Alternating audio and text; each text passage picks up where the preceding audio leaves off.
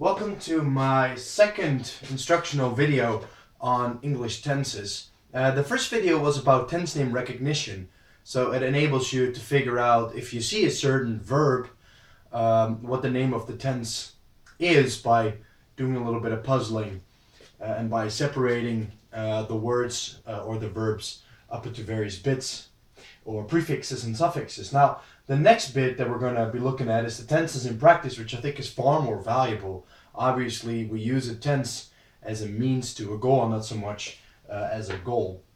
So what you'll see here are 6 different sentences. I'm going to go through them and I will try to explain to you what the practical difference is between the various sentences. I'm going to start off with the first one. I have bought a house, and as you should know by now, I have bought is what we call the present perfect.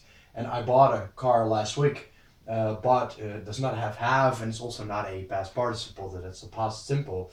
Now, in both sentences, essentially you're saying the exact same thing. You're saying that that it's a fact that you bought a house. That's also what you use the simple tense for, to explain that something really happened. Now, the only difference is that you might have already noticed that in sentence number 1, there's no time expression. So the words last week, they're not in the first sentence. They are, however, integrated into the second one, and that automatically means that if you know exactly when a certain event or a certain action took place, because there is an exact reference to that time expression, in this case last week, then an English person wants to use the past simple here. If you do not have that time expression, then you use a present perfect in this situation. Let's go over to the next one. It says, I've written a book. Again, a present perfect simple combination, because simple is the opposite in this case of the continuous form. And here we have I have been writing. So here we have the ing form. So this is a continuous form. And the word continuous kind of already tells you that something will continue, right? Because the word continuous is in there. So the present perfect continuous really expresses something different.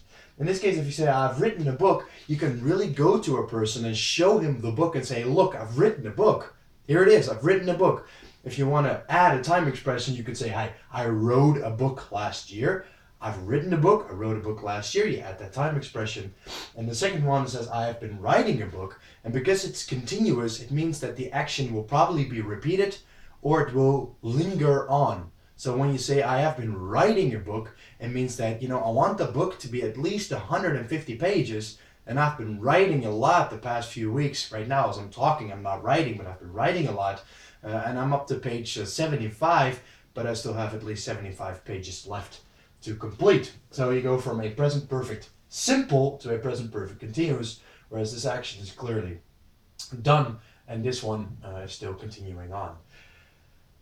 A little bit of the same applies to the second bit, where it says I always cook dinner, and I am cooking dinner. Here, I always cook dinner kind of describes a fact, a habit that you have, and that habit or that fact is that you always cook dinner. So from Monday to Sunday, you're the one that cooks dinner at home. When you say I am cooking dinner, it kind of changes, going from describing a fact to describing something that takes place at this very moment, because the ing form is something, in this case, we call it the step present continuous, right? So this is present, and this one is the continuous form. We use this in order to describe an event or an action that started off just a little bit before you started talking, and it ends pretty much a little bit after that. So it's a different way of using tenses compared to this one, which could linger on a lot more. But when you're saying I'm cooking dinner, you're implying that, I started off cooking dinner 20 minutes ago. I've put the stew on the stove, and now it's about ready, but I'm still cooking dinner, and it's going to take a couple more minutes. But you're not describing a fact. So if you use ing, the emphasis really is on time. The emphasis is on that it's taking place now, or the emphasis that it's going to continue, that it's going to be repeated in the future. Whereas the simple form really describes something that either happened in the past or a simple fact, which doesn't necessarily take place now. The last difference here with number 1 and number 2, especially if you want to use the present perfect, there's a little bit of an exception to this rule. You can also use the present perfect to describe a fact that started off in the past and that continues on in itself, because it's a fact that simply continues on. An example of this would be, I've played soccer since I was 15 years old. Right now I'm 22, so I've played soccer for 7 years, and I'm probably going to continue on playing soccer. In this case, you could also say, I've been playing soccer for 7 years. So the difference there is a little minor and not really all that relevant to explain. But I think if you use these and you put them into practice and you get some sort of feeling between what a simple expresses and a continuous expresses, it will get you a long way. All right, thanks for watching. Bye-bye.